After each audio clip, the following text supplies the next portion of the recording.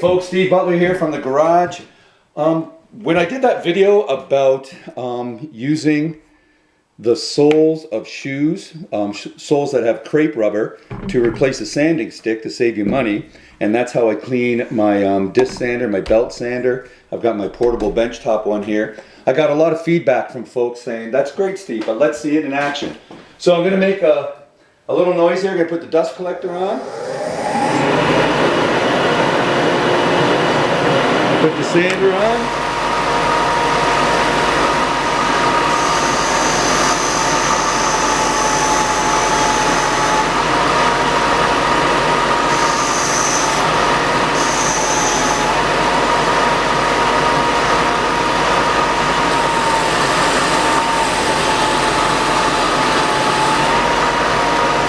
There we go.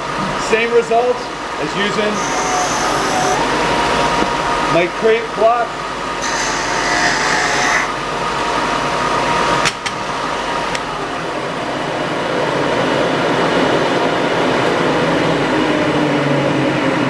Sole of shoe, crepe block, sanding stick in action.